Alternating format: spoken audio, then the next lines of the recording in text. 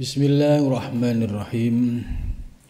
Alhamdulillahilladzi allamani bi ulumil ulama'il muwahhidin wal muhaqqiqin wa arsyadani ila tariqim mustaqim. Wassalatu wassalamu ala sayyidil wujud wal arwah nabiyyina Muhammadin sallallahu alaihi wasallam alladzi jaa'a bisyari'ah wa tariqah wal haqiqah wal ma'rifah. Wa ala alihi wa sahbihi ajmain, amma ba'du. Subhanaka la ilma lana illa ma 'allamtana innaka antal alimul hakim. La haula wala quwata illa billahil aliyyil azim. Malam ini kita melanjutkan pengajian kitab Bidayatul Hidayah dan Ihya Ulumuddin. Pembahasan kitab Bidayatul Hidayah yaitu sudah sampai berkaitan dengan menjaga diri dari barang yang haram. Ya, di awal sudah dijelaskan bagaimana mu'alif menyampaikan pesan, jagalah perutmu dari segala makanan yang terdapat barang halal atau bahkan syubhat itu. Jadi barang yang tidak halal alias haram dan barang yang syubhat itu. Jadi yang haram jelas tidak boleh, yang halal baru boleh. Yang syubhat ini status kehalalannya belum diketahui. Ya contohnya ya ada jambu jatuh di kebun tetangga. Nah, kita tidak boleh menggunakan kaidah yang menuruti hawa nafsu. Ini paling orangnya juga ridho gitu. Jadi pakai ulima ridho. Tapi bagi orang yang hati-hati tidak semudah itu. Sebab untuk bisa memperoleh kehalalan ya, mangga yang jatuh atau jambu yang jatuh, bagi orang yang hati-hati itu akan menghindar karena statusnya syubhat. Berbeda ketika sudah mendapatkan izin resmi dari pemiliknya. Itu baru namanya halal. Nah, ini ada kisah yang sudah saya ceritakan minggu lalu, ya bagaimana warok zuhudnya ya bapaknya Imam Syafi'i ya. Ketika beliau di pinggir sungai menemukan buah ya, kemudian dimakan, setelah dimakan baru sadar ini buah siapa. Kemudian beliau berikhtiar mencari kira-kira pohon yang melengkung ke sungai, mungkin dugaannya adalah sumbernya dari situ. Akhirnya ketemu. Setelah ketemu mencari pemiliknya, nah di situ untuk mencari atau ikhtiar supaya apa yang sudah dimakan itu menjadi halal, beliau pun diuji oleh pemilik pohon tersebut. Nah, jadi akhirnya lahirlah sosok Imam Syafi'i yang memiliki kecerdasan yang luar biasa.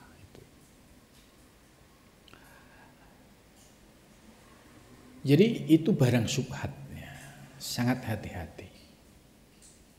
Nah, kita ini ya hidup di zaman modern tentu harus bisa menjaga diri ya dari hal-hal yang terkait dengan syubhat apalagi haram. Jadi usahakan statusnya harus jelas. sampai pada level halal. Kalau syubhat ditahan dulu. Gitu. Jangan sampai ngikuti pola pikir orang yang kebingungan. Ya. Nyari yang haram aja susah, apalagi yang halal. Ya sesungguhnya tidak seperti itu. Kan pemilik rezeki Allah. Allah itu sudah menghamparkan rezeki yang halal dan haram.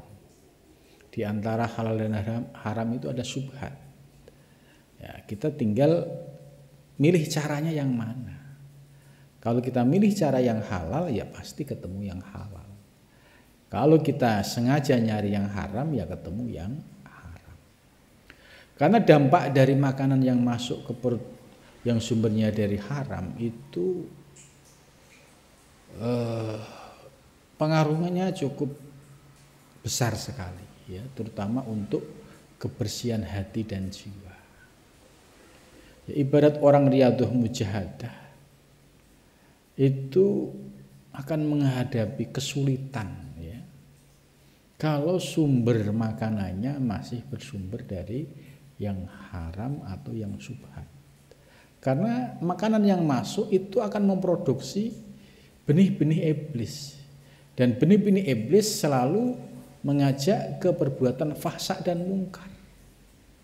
Ketika selalu mengajak ke fahsya dan mungkar, maka sampai kapan dia bisa bersih? Karena akarnya, sumber masalahnya dari makanan tidak diselesaikan, tidak diputus mata rantainya. Ya, karena itu kalau sudah menjadi seorang salik, ya mulai ikhtiyat, hati-hati apa yang sudah masuk, ya kita jaga betul supaya benar-benar halalan thayyiban. Wa minal harami, dan ini lanjutannya, dan termasuk barang yang haram al-mahdi yang murni.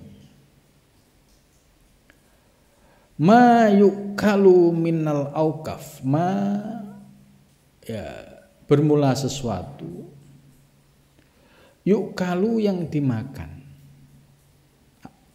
minal aukofi dari benda-benda atau dari barang-barang wakaf, min ghairi syartil waqifi, tanpa sesuai syarat orang yang memberikan wakaf. Nah ini ya harus bisa paham ya tentang apa yang dimaksud oleh Imam Ghazali ini. Jadi andai seseorang itu menerima wakaf, jadi ada wakif, wakif itu yang memberikan wakafnya. Kemudian diberikan kepada nadir, nadir itu pengelolanya. Nah, ketika wakif memberikan sesuatu kepada nadir, ya, dengan syarat misalnya, oh saya wakaf tanah ini untuk pondok pesantren. Nah, kalau ada syarat wakifnya harus digunakan untuk pondok pesantren, dan pondok pesantren ini meliputi seluruh sarananya, ya termasuk di situ ada masjidnya, ada asrama santri putra, santri putri, kemudian juga ada untuk pengasuh dan juga sarana-sarana lainnya. Nah, kemudian setelah sarana ini dapat dipenuhi, yang berikutnya adalah visi misinya. Karena orang yang berwakaf dia akan mendapatkan pahala di sisi Allah kalau sarana yang diwakafkan itu digunakan untuk perjuangan di jalan Allah. Nah, bukti kalau amanah menjalankan sarana wakaf untuk perjuangan di jalan Allah Ya, dimulai dari kegiatan-kegiatan yang mana kegiatan tersebut orientasinya adalah li'ila'i kalimatillah. Mulai dari apa? Ya mulai dari buka pengajian. Sekalipun ngajinya hanya Iqra, ya, alif ba ta. Ya, kemudian ya, setelah alif ba ta-nya mulai baik, naik ke tajwidnya, kemudian Al-Qur'annya, setelah itu diajarin tata cara wudhu, tata cara sholat, ya. Akhirnya Qur'annya bagus, kemudian fikihnya bagus, ditambah nahwunya bagus. Jangka panjangnya mereka akan menjadi generasi-generasi penerus Islam. Nah ini realisasi dari bentuk pelaksanaan amanah wakaf yang digunakan untuk sarana berjuang di jalan Allah.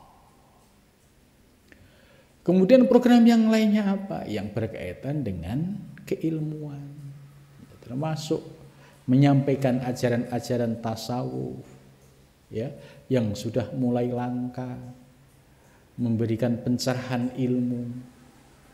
Ini semata-mata diniatkan untuk li'ila'i kalimatillah. Tidak ada orientasi profit oriented, mencari keuntungan, nggak ada. Semua dilaksanakan dengan dasar keikhlasan lillahi ta'ala. Nggak ada niatan mencari untung untuk duniawi. Itulah. Kalau prinsip-prinsip dasar ini sudah dilaksanakan, maka akan terhindar dari apa yang disampaikan oleh mu'alif,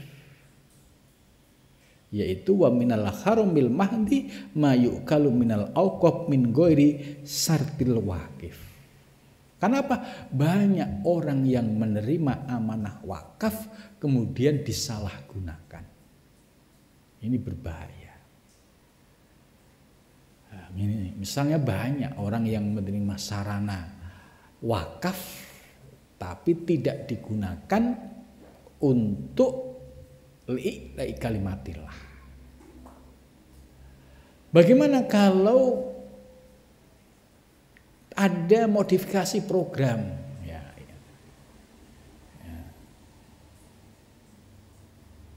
Apakah boleh? Ya boleh saja selama program pokok ini tidak terganggu. Gitu. Jadi prinsip dasarnya kalau kegiatan keagamaan itu di wilayah tanah wakaf, ya harus prinsip dasarnya yaitu harus li'ila'i kalimatillah. Misalnya tadi mulai buka dari pengajian Iqra, madrasah diniyah sampai kajian kitab. Kemudian program yang lain sebagai pelengkap untuk ya sebagai sarana dakwah juga untuk mendukung visi misi ya terkait dengan dakwah di dunia modern. Maka itu sejalan gitu.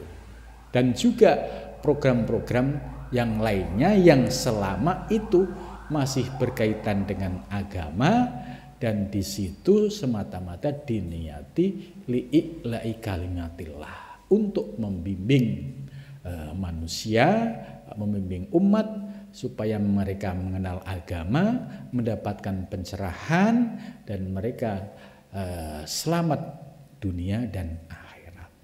Nah, kalau kita sudah melaksanakan ini, ya maka kita terhindar dari ini. Nah, kalau yang terkena pasal ini yang seperti apa? Nah, contohnya ini sarana wakaf. Tadi dibuat ya bisnis yang orientasinya untuk kepentingan pribadi gitu. Sama sekali tidak ada kepentingan untuk agama dan akhirat. Ini yang dimaksud oleh mu'alif, minal haramil mahdi ma yukalu minal auqab min ghairi sartil wakif. Wakifnya dulu pesen saya wakaf ini untuk pesantren, untuk masjid, untuk sarana-sarana pendidikan. Kemudian berubah, bergeser menjadi sarana bisnis murni yang tidak ada misi dakwahnya. Ya, ini yang tidak diperkenankan. Ini yang disebut oleh Imam Ghazali, wa minal haramil mahdi ma yukalu minal auqab min ghairi sartil waqif. Nah, memahami visi misi yang demikian ini penting ya, supaya kita ya selamat dunia akhirat gitu. Sebab jangan sampai kita keluar dari visi misi sarana wakaf itu hanya semata-mata li kalimatillah. Kalau toh yang kegiatan penunjang itu sebagai ya tambahan, bukan menjadi inti. Yang inti utamanya adalah bagaimana kita menjadikan sarana ini sebagai sarana untuk li'i kalimatillah. Gitu. Jadi ini sangat penting sekali apa yang disampaikan Imam Ghazali. Bahkan ini ya fenomena yang baru-baru. Dulu kakeknya wakaf ya kepada masjid, turun ke cucunya tahu ini harga tanah mahal dan dulu belum disertifikatkan, belum diproses akad wakafnya, akhirnya digugat balik. Ya, ini banyak model seperti ini. Ini yang dosa siapa? Yang dosa ya anak cucunya. Karena dulu kakeknya niatnya wakaf, kemudian anak cucunya ya orientasinya duniawi, material, akhirnya tanah yang diwakafkan ke masjid, ke musola digugat menjadi milik pribadi, dan itu terjadi. Dan ini orang yang seperti ini masuk wa minal haramil mahdi. Dia makan barang yang haram, yang murni, yang sumbernya dari wakaf. Begitu juga kalau ada pengurus yang menyalahgunakan amanah wakaf untuk kepentingan-kepentingan yang bukan terkait dengan kegiatan pesantren. Nah, ini bahayanya kalau kita tidak memiliki visi misi ya terkait dengan pemberdayaan sarana wakaf ini. Maka insya Allah kalau kita berdiri pada prinsip-prinsip ini, insya Allah akan selamat dunia dan akhirat. Jadi tidak boleh bergeser yang orientasinya untuk dakwah kemudian bergeser menjadi bisnis. Ini berarti sudah tidak min ghairi sartil waqif. Gitu. Terus bagaimana kalau pengelolaan misalnya sekolah modern? Ya, harus bisa menerapkan sistem yang pas. Untuk kalangan mampu ya profesional karena mereka mampu. Tapi harus ada prosentasi untuk anak tidak mampu, untuk yatim piatu, supaya ada keadilan. Nah, karena bagi orang yang kaya, ya mereka membayar secara profesional dianggap hal yang lumrah biasa. Tapi bagi orang yang tidak mampu, kalau dia mendapatkan fasilitas beasiswa dari lembaga ini, dia akan senang, bisa merasakan pendidikan dengan fasilitas yang sama, tapi mendapatkan kebijakan. Nah, ini harus orientasinya harus ada keseimbangan. Jadi tidak boleh orientasi bisnis murni. Nah, bagaimana kalau bisnis murni? Pasti tidak berkah. Kenapa tidak berkah? Karena tidak ada ridho Allah. Kok tidak ada ridho Allah? Karena tidak sesuai dengan syarat yang disampaikan, yang diberikan oleh wakifnya. Itu. Maka kalau kita ingin posisi mendapatkan keberkahan lahir batin, ya kita on the track sesuai dengan amanah, kita jaga sebaik mungkin tetap dalam koridor untuk li'i'la'i kalimatillah. Itu. Faman lam yastagil fit tafakuh. Itu. Faman dan barang siapa lam yastagil yang tidak sibuk bitafakuh dengan ngaji. Ya tafakuh itu ya ngaji, orang yang tidak mau ngaji. Fama ya'khuduhu fama maka bermula sesuatu ya'khudu yang dia mengambilnya minal madarisi dari madrasah. Madaris itu jamaknya madrasah. Dari beberapa madrasah atau pesantren, haramun itu haram. Nah, ini maksudnya orang yang tidak ada aktivitas terkait dengan sistem pengajaran, ya, atau terkait dengan aktivitas kegiatan pesantren, ya, mulai pengelolaan pendidikan atau manajemen gitu. Kok terus mendapatkan gaji gitu, mendapatkan sesuatu dari lembaga madrasah atau pesantren. Ini masuk haram. Jadi Imam Ghazali ini luar biasa memberikan pagar, ya. Gitu. Jadi waman lam yastagil, barang siapa yang tidak ada aktivitas, nggak ada kesibukan, ya, kemudian bitafakuh itu terkait dengan sistem, ya, pembelajaran. Apakah dia itu sebagai tenaga ahli didik, ya, tenaga pengajar atau manajemen atau terkait dengan operasional gitu. Atau misalkan sama sekali nggak ada keterkaitan gitu. Fama ya'khuduhu, maka yang dia ambil dari madrasah itu haramun haram. Nah, ini harus dipahami betul, ya. Ini prinsip-prinsip ini harus dijaga betul. Sebab ini yang menjadi penyakit, ya. Misalnya kakek neneknya itu dulu mendirikan sebuah pesantren. Ya, kemudian pesantrennya menjadi besar. Lah, terus anak cucunya ini dia nggak ngaji, nggak ngajar, nggak apa, tapi mendapatkan gaji rutin. Gitu. Nah, ini menurut Imam Ghazali nggak boleh.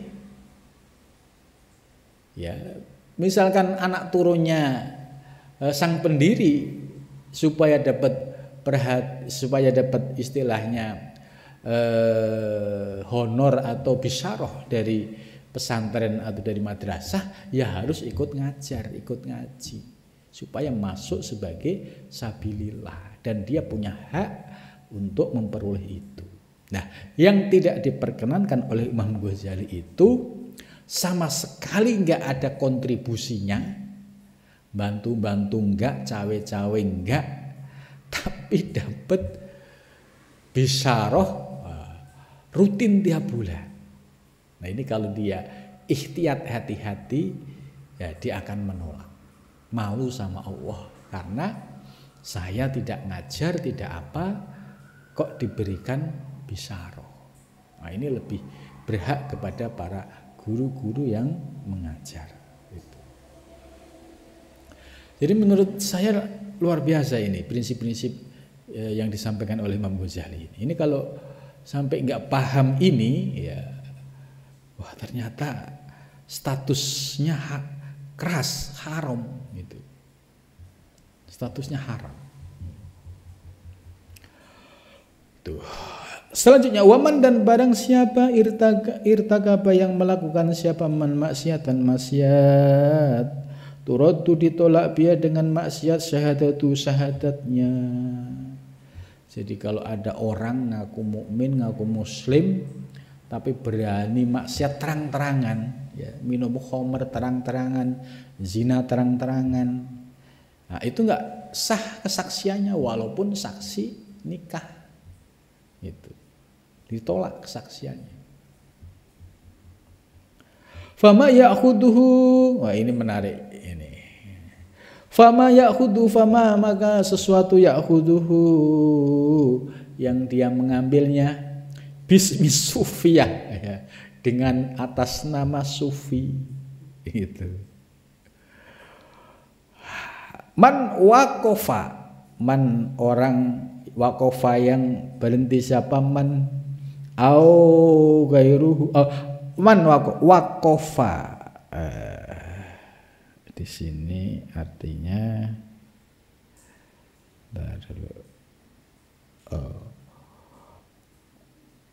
min wakfin, ya, min wakfin dari wakaf au ghairihi atau selain wakaf, ka sodakotin seperti sodakoh muayyanatin yang muayyana alas sufiyah atas nama sufi.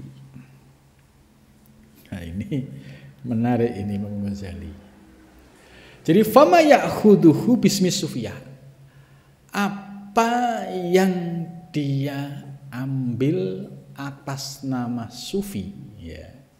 Contoh misalnya ada orang ingin mendirikan zawiyah sufi gitu. Zawiyah itu ya ma'had itu. Kemudian dia hanya memanfaatkan saja gitu. Hanya memanfaatkan nama sufi. Sementara dia laisa min ahli sufi.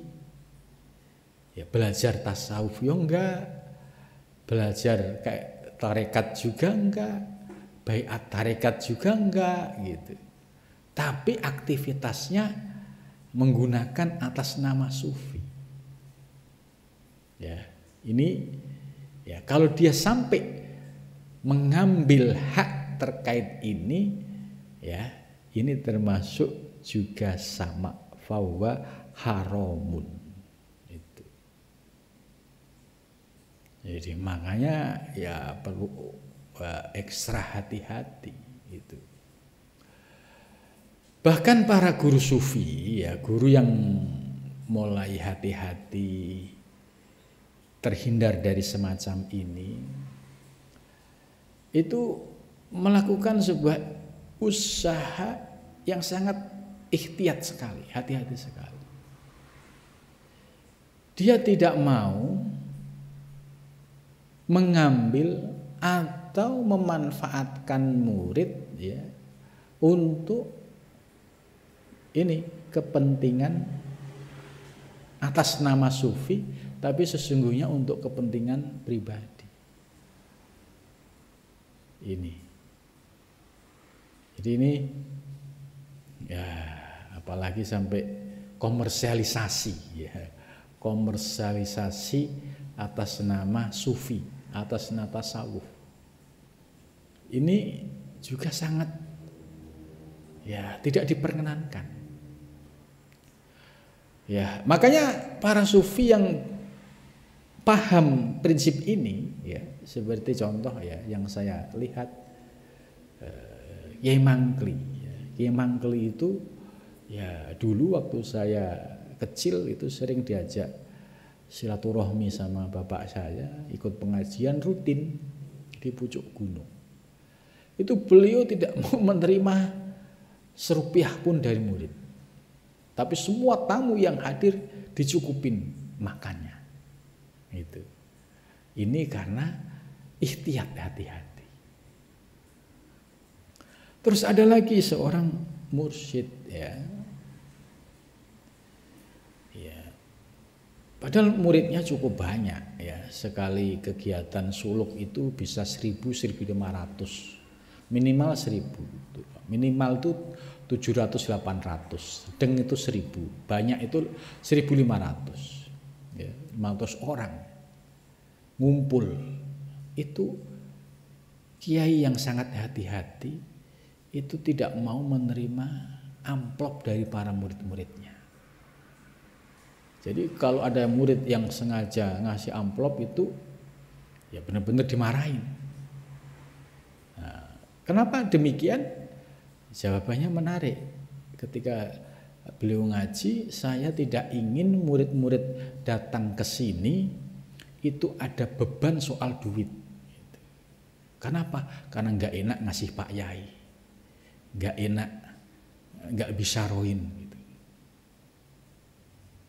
Nah, ini satu contoh bagaimana beliau berikhtiar, berhati-hati, jangan sampai membebani murid sehingga muridnya supaya datang ke tempat majelis ini semata-mata ya karena ilmu, tidak terbebani dengan iuran ini, iuran itu gitu. Nah, itu beliau sangat, apalagi motivasinya hanya pengen dipuji guru. Beliau nggak suka gitu. Beliau nggak suka kalau ada orang kaya kemudian ngasih sedekah dengan pamer. Itu beliau menolak gitu. Nah, ini contoh bagi orang-orang yang memiliki sikap kehati-hatian ya, itu sampai begitu dahsyatnya. Ya, karena sangat licin sekali. Karena bisnis sufiyah dengan atas nama jualan sufi ya, itu sangat potensi untuk mencari keuntungan pribadi gitu. Nah, orang-orang yang mencari keuntungan pribadi atas nama sufi ini yang termasuk oleh Imam Ghazali ini, kalau dia makan dari harta itu termasuk harta yang statusnya itu haram. Yaitu dia sufi bukan, ahli thariqah bukan, terlibat bukan, tapi menjadikan ini sebagai sumber pendapatan, sumber pemasukan untuk kepentingan pribadi. Jadi abad 12 ya, ini Imam Ghazali kan 1111 wafatnya, berarti kan abad 12 ya, abad 11 atau abad 10 Imam Ghazali sudah mengingatkan. Ternyata pada zaman Imam Ghazali fenomena ini sudah ada. Dan apa yang ditulis oleh Imam Ghazali ini pasti fenomena yang terjadi pada zaman itu. Nah, karena ada kesamaan secara persoalan, maka penjelasan Imam Ghazali masih relevan dengan kondisi sekarang. Ya, bahkan banyak orang yang memanfaatkan ya terkait dengan wakaf itu ya. Banyak sekali orang-orang yang memanfaatkan wakaf ini untuk kepentingan pribadi, untuk kekayaan pribadi, kemudian banyak yang salah gunakan. Begitu juga terkait dengan bisnis sufiyah. Ini juga sama. Ya. Dia menggunakan kalimat sufi, tapi di situ tidak ada kemurnian hati dan jiwa, yang ada hanya orientasinya pengen untung, pengen mendapatkan sesuatu, bisnis sufiyah dengan menggunakan atas nama sufi. Itu. Jadi kalau kita ngikuti pendapat Imam Ghazali ini, ya akan menjadi orang yang warok dan zuhud, hati-hati betul. Itu. Wa qad dzakarna madakhil syubhat, dan kami telah jelaskan pintu-pintu masuk syubhat wal halal dan halal, wal haram dan haram, fi kitab mufrad min kutubi Ihya Ulumuddin, yaitu pada bagian penjelasan kitab Ihya Ulumuddin gitu. Fa alaika, maka wajib bagimu bitolabihi, dengan mencari yang halal. Fa inna ma'rifatal halali, maka sesungguhnya mengetahui yang halal, wa talabuhu dan mencari yang halal fardhatun itu wajib. Itu. Jadi ini harus jadi prinsip kita. Harus makrifah mengenal ilmunya dan juga mencarinya dengan yang halal itu fardhah wajib ala kulli muslimin kasolawatil khomsi seperti sholat 5 waktu. Nah, pembahasan terkait dengan ma'rifatul halal dan haram ini ya semakin jarang dibahas di pengajian-pengajian. Padahal ini sangat urgent karena memiliki pengaruh yang luar biasa. Jadi sebagaimana sabda Nabi, tolabul halali wajibun ala kulli muslimin. Mencari sesuatu yang halal itu wajibun, hukumnya wajib ala kulli muslimin, atas tiap-tiap orang muslim. Begitu juga tolabu ma'rifatil halal, mencari, mengetahui barang yang halal minal haram, dari yang haram, wajibun juga wajib. Gitu. Lah kenapa sih kok harus wajib mencari yang halal? Kalau kita sudah paham teori tasawuf, ya saya kira arahnya ini kita paham. Sebab sumber ya malapetaka dalam diri keluarga itu kalau sudah kemasukan barang yang tidak halal. Contoh misalnya keluarga ini ya sumber rezekinya contoh dari korupsi, ya, kemudian dimakan anak istri, ya semua yang dimakan oleh anak istri ya itu akan menjadi darah, dan darah yang dihasilkan dari makanan yang haram itu menjadi tempat yang subur untuk perkembangbiakan virus iblis. Jadi untuk ternak iblis itu cukup produktif. Maka dampaknya kalau istri dan anak diberikan makanan yang haram, pasti suasana keluarga, suasana rumah tangga itu tidak nyaman. Ya, suaminya juga tidak nyaman, istrinya juga tidak nyaman, anak-anaknya juga tidak nyaman. Nah, kita bisa melihat kasus-kasus yang terjadi ya di media. Ya, kalau dilacak ya sumbernya dari yang haram, akhirnya melahirkan istri yang tidak baik, kemudian turun ke anak-anaknya juga berperilaku tidak baik. Itu. Jadi kita tidak menyebut nama, tapi fakta itu nyata. Dan teori ilmu tasawuf ya membuktikan bahwa apa yang diajarkan oleh para ulama sufi atau apa yang diajarkan dalam Islam, kenapa kita harus menjaga diri yang haram? Karena ada dampak yang paling berbahaya, yaitu merusaknya sistem dalam diri ya. Seseorang itu kalau sudah kemasukan barang haram pasti akan mudah kepada fahsya dan mungkar. Disuruh sholat angel, disuruh ngaji angel, disuruh ibadah angel. Giliran untuk maksiat cepat, giliran untuk hal-hal yang tidak ada manfaatnya cepat. Karena apa? Tarikannya ke hawa nafsu lebih tinggi.